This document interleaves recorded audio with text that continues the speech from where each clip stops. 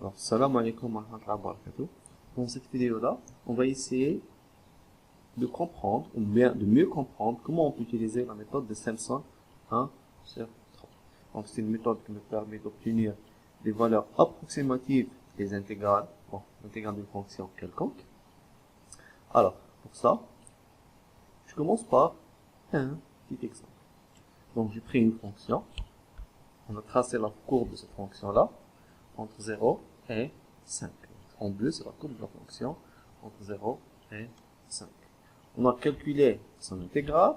Donc, l'intégrale de f entre 0 et 5 est donnée par cette valeur-là. Donc, 23,930. Bien. Maintenant, je commence par essayer d'utiliser la méthode de Simpson simple. Simpson 1 sur 3 simple. Alors, tout à fait au début, on va diviser l'intervalle en deux parties.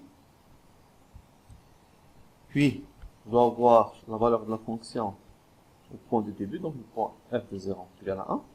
Je dois avoir aussi la valeur de la fonction au milieu de l'intervalle, donc f de 2,5 qui est égal à ça, donc 4,8000, on peut dire 8203. Et aussi la valeur de la fonction au point 5 et 1 égale à 2,0.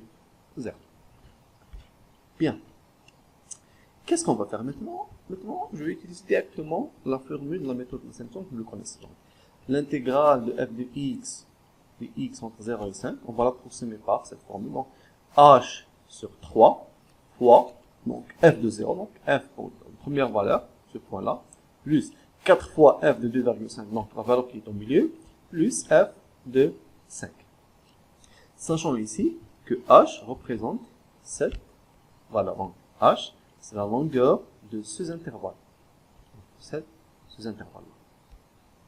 Ici, dans notre exemple, h est égal à 5, h c'est 5, moins 0, divisé par 2. On dit qu'il est égal à 2,5. Alors, si on fait les calculs, on aura cette approximation de l'intégrale. Donc, on a 18,5677. Donc, je pense que c'est une mauvaise approximation pour le moment. Dans cet exemple-là, alors, j'ai pris n est égal à 1. Alors, j'utilise une méthode de Simpson simple. Donc, ici, vous avez 2n. 2n est égal à 2. Que représente 2n? n pour dire qu'on a utilisé une seule fois la méthode de Simpson, ou bien on a utilisé la méthode de Simpson simple. Ici, 2n est égal à 2. Alors, que représente 2n ici? 2n représente le nombre des sous-intervalles. Donc, on a le premier intervalle de 0 à 2,5 et le deuxième intervalle de 2,5 à 5. Maintenant, 2n plus 1 est égal à 3. Alors, que représente 2n plus 1? 2n plus 1, c'est les points dans lesquels on a évalué la fonction. Donc, on a évalué la fonction. Premier point, c'est 0. Deuxième point, c'est 2,5. Et le troisième point, c'est 5. Bien sûr, h, c'est la longueur de ces intervalles. Donc, c'est b moins a sur 2n. Maintenant, pour améliorer l'approximation, on va essayer d'utiliser deux fois la méthode de Simpson. C'est-à-dire n, ça sera égal à 2. Qu'est-ce que je fais? Je commence directement par diviser l'intervalle en 2. Puis, dans chaque partie, donc entre 0 et 2,5, on va utiliser la méthode de Simpson pour une première fois. Puis, on va l'utiliser une deuxième fois entre 2,5 et 5. Alors, ici, 2n est égal à 4. 2n représente les nombres de ces intervalles. Donc, on va considérer que 0, 1,25 c'est l'intervalle. 1,25, 2,5 c'est le deuxième intervalle. 2,5, 3,75 c'est le troisième intervalle. Et enfin, 3,75, 5 c'est le quatrième intervalle. Bien.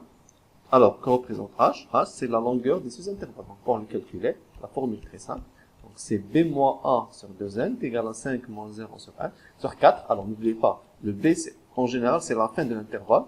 Le a, c'est le début de l'intervalle. Donc, 5 moins 0 sur 4, c'est 1,5. La longueur de chaque sous-intervalle est 1,5. Ça, c'est le premier sous-intervalle. Ça, c'est le deuxième. Ça, c'est le troisième. Et enfin, on a cette partie, c'est le quatrième sous-intervalle. Alors, le nombre de points qui nous intéresse, donc 2n plus 1, 5. C'est-à-dire que je dois évoluer la fonction en 5 points pour pouvoir approximer cette intégrale. Alors, le premier point, c'est le point 0, donc f de 0 est égal à 1. Deuxième point, 1,25, donc f de 1,25, c'est 4,5947. Puis, vous avez f de 2,5 qui est 4,8203. On a f de 375 qui est 6,4375. Et enfin, vous avez le f de 5 qui est égal à 2. Alors, on avance. Qu'est-ce qu'on fait? Alors, pour calculer, on va utiliser la relation de Charles. L'intégrale de f entre 0 et 5 n'est rien d'autre que l'intégrale de f entre 0 et 2,5 plus l'intégrale de f entre 2,5 et 5. Maintenant, qu'est-ce qu'on va faire? Je prends la première intégrale qui est là, sur laquelle je vais appliquer la méthode de Simpson 1 sur 3 simple. On aura cette formule. H sur 3, f de 0, plus 4 fois f de 1,5, plus f de 2,5. Alors, on remarque toujours qu'au milieu, le point qui est au milieu multiplié, la valeur, multiplié par un coefficient de 4. Alors, n'oubliez pas ce coefficient là. On applique la même chose ici. Donc, l'intégrale de f entre 2,5 et 5 va approximer par h sur 3 fois f de 2,5 plus 4 de f de 3,75 plus f de 5. Donc, qu'est-ce qu'on va faire? On va regrouper les deux valeurs pour approximer la valeur de la fonction. Pour approximer l'intégrale plutôt de f entre 0 et 5. Ce sera h sur 3 fois f de 0. Bon, on a ramené le f de 0. 4 fois f de 1,5. Puis remarquez ici, vous avez 2 fois f de 2,5. Ici, on a f de 2,5 multiplié par 1. Mais on a aussi une deuxième fois f de 2,5. Donc, on va faire 1 plus 1, ça devient 2. C'est pour ça qu'on a multiplié f de 2,5 par 2. Puis on aura 4f de 3,75, donc c'est ces 4-là. Et enfin, on aura f de 5. Alors, je fais mes calculs. On aura cette nouvelle approximation qui est 23,6537, etc. Alors, remarquez bien que cette approximation est beaucoup mieux que l'approximation précédente. Maintenant, on va essayer d'améliorer ce travail et aller un peu plus loin. Alors, toujours avec la même fonction, on va essayer de travailler avec 3, n est égal à 3. Alors, je prends n est égal à 3. Qu'est-ce que je fais? Si je prends n est égal à 3, je dois commencer par diviser mon intervalle sur 3 parties. Et dans chaque partie, on va appliquer la méthode de Simpson simple. Alors, si n est égal à 3, je peux dire que 2n est égal à 6. 6, c'est le nombre des sous-intervalles. Donc, voici, c'est cet intervalle. Premier, le deuxième, le troisième, le quatrième, le cinquième et le sixième. Maintenant, si on veut calculer h, c'est toujours b moins a sur 2n. Donc, 5 moins 0 sur 6 est égal à 5 sur 6. 2n plus 1, qui est le nombre de points dans lequel on doit évoluer la fonction, c'est 7. Donc, c'est 2n plus 1.